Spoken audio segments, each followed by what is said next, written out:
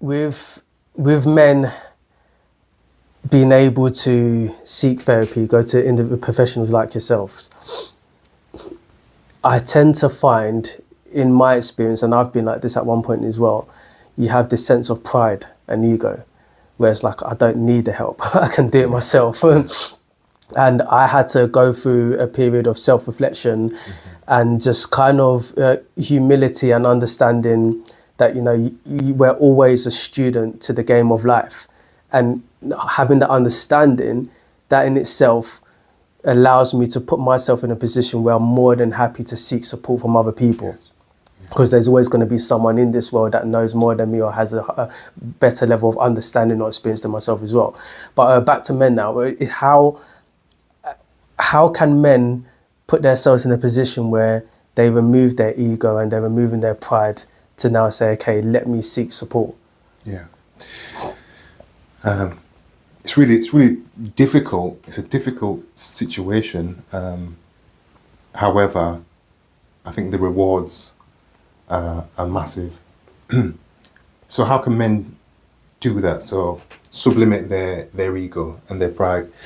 Remember that ego and pride are there as protective mechanisms, to protect us, to enable us to move through the journey of life in a way that prevents us from falling prey to the exploits of others, or to being disregarded or disadvantaged or exploited and all those things. But what tends to happen is that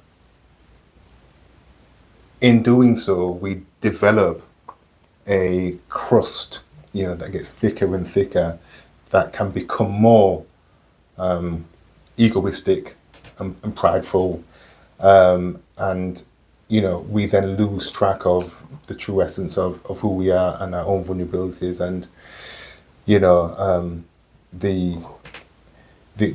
things that are important to us, our value base and all those things. So we can run away with us, or the ego, can run away with itself if left unchecked. So in terms of ego, I mean, there's so much work and so much theoretical perspectives out there in terms of working with ego. And Carl Jung talks about, shadow work. So working with the shadow self, that we have a shadow, and within that unconscious part of self, we need to integrate it. We need to be aware of it, identify it, and see how it directs, or influences our behavior, and to integrate it, not to lose it completely, but to integrate it within the self, so that it's no longer dictating. It's subconscious. So when things are subconscious, we don't really have any conscious awareness of it. But what we're trying to do is to make the subconscious conscious, so that we can then engage with it, and in some ways, use some of the elements of it, which are positive, in order to help us grow, develop, and navigate our way through life. So in many ways, men can be helped to deal with and address these issues if they are able to be vulnerable, or find a space, be provided with a space that allows them to be vulnerable, and to feel not judged, by another. Then what you'll see then is the drawbridge come down, or some of the crust dissolve, to where, they could talk about, their innermost thoughts, fears, insecurities, and then be empowered, to reduce, the ego, the egotistical behaviors and pride, which is symptomatic of, some of those vulnerabilities, and the way in which, we try to protect ourselves and make ourselves bigger, within society that can be quite harsh and competitive and all those things. So do you think then that society, and back to the points you alluded to earlier on, society having their checklist on what it means to be a man, a lot of these elements are contributing towards men feeling like they don't want to be vulnerable, they don't want to show their weaknesses, they don't want to show that maybe they've failed in certain areas of their life, because in their mind they're like, okay, there's a checklist out there. In order for me to admit that I do not have some of those qualities on that checklist, I am essentially a failure. So I guess my question is, is that checklist causing a lot more destruction than what people think? Yeah, a lot more destruction, because as children, boys are socialized a lot of the time. Things are shifting slightly now, but to sit within that box. Yeah, I mean, what are the most common comments made or statements made to young boys? Yeah, stop being a girl. Yeah, when they're upset or emotional. If you cry again, I'm going to give you something to cry for. Yeah, toughen up, man up. You wuss. Yeah, UPUSSY. And all these things push men or boys, young men, adult men, back into the box, because it's not safe to display or to express their vulnerabilities, their emotional self, their fears. It's not safe, and it's not accepted. And this is not just a man thing. Women also, in numerous environments, push boys and men into that box as well. Like the example you gave earlier, where many social media sites and films and also these like YouTube discussions where men and women are talking, and women are talking about the kind of man that she wants. Usually she displays lots of different words to reinforce that checklist, or expresses the type of man that she's looking for, particularly when she's looking to settle down and have children, as being the characteristics displayed in the box. So we all do it, and society does it as a whole, but it's important now that we kind of take a step back and see what's going on here, and create an alternative box, as it were, to capture the essence of men, the vulnerability, the strength in vulnerability, the strength in asking for help and support, being able to express your emotions in a healthy way, be able to say I'm sorry when we get things wrong, or to create those environments for other men to speak about their vulnerabilities, their problems, their issues, in a way in which it is supportive, which then will change the culture in terms of how men are perceived, and how they perceive themselves. That's true. I agree with all of your points you just listed. So with toxic masculinity, because that seems to be a big thing now these days, I mean, firstly, what is it? And also, how is that now also having an effect on men these days? Mm-hmm. Well, again, you have different perspectives, which all gets quite confusing. But toxic masculinity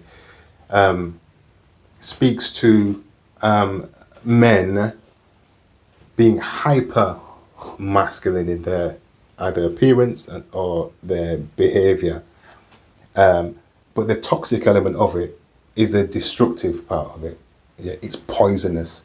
So when it's displayed, it has this negative effect yeah, to society or to your family, to your partner. So the toxic side of it is that it has gone too far and now it's destructive, and it then has negative consequences for others. Yeah, it displays a particular behavior that is threatening to others, degrading of women, and ultimately threatens the cohesiveness of society. So another term is hyper masculinity as well. Again, yes, I mean, you can see how toxic masculinity can take the form of what you see in rap videos, yeah, and in certain films, where the man's the hero, he doesn't care about anything. Yeah, he's got money, he's got girls, and he's very arrogant and very much egotistical in his behavior, and that's celebrated. But it seems like these types of images capture the imagination of young men or boys that feel disempowered, that feel that they have no identity, that they feel lost and unable to express who they are within the man box. Yeah. So these images give them something, though distorted, give them something to hold on to, because it seems like there isn't a safe place or an accepted space for them to sit in, to be in. Yeah. So again, I mentioned Andrew Tate. He's one who's seen to be promoting toxic masculinity. That's up to you to determine. However, there is a place to examine those particular different perspectives on toxic masculinity and the man box and where the safe space is. But I think in time, the pendulum will settle in the middle, from being vulnerable, to toxic masculinity, to settle in the middle, where a man is able to express some of those natural features of masculinity, yeah, of strength, yeah, of resilience, protective characteristics, hardworking. I don't believe those are toxic, and I do think they're positive traits, yeah, to aspire to for men. However, the other side of the argument in terms of being vulnerable and seeing it as a strength, being tender, being caring, being supportive, and allowing others, to be vulnerable and to be sensitive too. I think those could be merged in a way which is more healthy, I think, for themselves and for society as a whole. So is it okay to have a role model to look up to? And if so, who in today's world would you say are good role models of what it means to be like, a good man? There were so many good role models within society, but most of those are unsung. Yeah, they're not on TV, they're not in films, etc. And they're within your family, within your extended family. It could be a teacher. It could be somebody that doesn't come with the whole stardust. Like we're shown. We're pushed. These types of role models, and we then are expected to accept those as our role models. Yeah, and there's a lot of athletes and sports people that are being pushed to us, and I think it overlooks some of the more simplistic types of great examples within your own community, like I said, within your own family. So I think a good male role model could be your father, could be your brother, could be your uncle, somebody who is strong yet tender, supportive, caring, like I've said before, and who, despite difficulties and challenges, will always give you a sense of, we can do this, we can get through it, and in some ways can lead, could be yourself or the family or the community through difficult times. Yeah, who could shoulder the burden of some of those challenges in a way, that displays good ethics, good values and all those things. So role models are everywhere. Yeah, you're my role model. Yeah. I appreciate that. Shocking. Don't know what to say. I appreciate that. Thank you. I appreciate that. On the topic of role models still then, it's you have spoken on some very good characteristics of what it means to be a man, and also associating that with what it means to be a good role model as well. There's also men, this is why your job is so important, because there's men out there, they don't know what a good role model looks like. They don't know what good characteristics looks like to be a real man. If somebody has been brought up in an environment where they've seen abuse, whether it's taken in the form of physical, mental, emotional, and how do they get themselves to a place where they start to differentiate wrong from right, and what it means to be a good man in comparison to what it means to be not a bad man, but It's difficult, or it can be difficult. I do think then it's important for adult males in particular, we're talking about men, to step forward, and be the role model in that young person's life.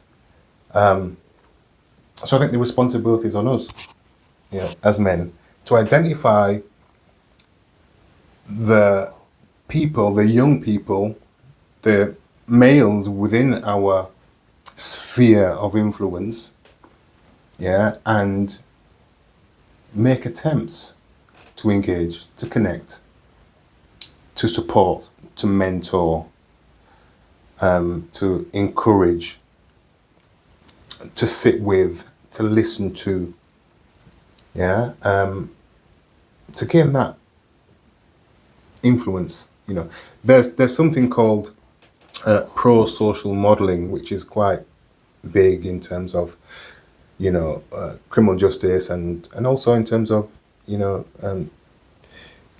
change within society, particularly for young people.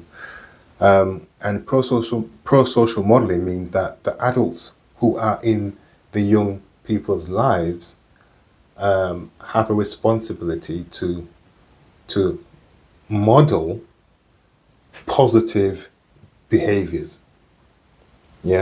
So if adults around the young people are modelling positive behaviours, then this will become so natural to young people, because monkey see, monkey do. They will copy. It would become so natural and normal, that by not even spelling it out, and teaching courses and schooling young people on it, it will be part of their day-to-day reality. So we have to model the correct behaviour or the positive behaviour that we want to see. Just like Gandhi said, be the change you want to see in the world, so be the change we want to see in our young people. Yeah, True. I agree. Completely agree. I think that hits the nail on his head, because a lot of the younger generation, you have other men or members of the society looking at the younger generation in disgust, or look how they're carrying on. But hold on, wait a minute. If you know better, why are you not playing a part in society to actually try to teach and Yeah. edify and help these young men to be better? And it's so true what you said. We've all got a part to play. So if we know better, we should be contributing towards this whole. Yeah. Yeah, that's powerful. Yeah, it's so easy to point the finger, but we have to look at what we're contributing, how we're creating the culture, that promotes, this destructive, dysfunctional behavior, So.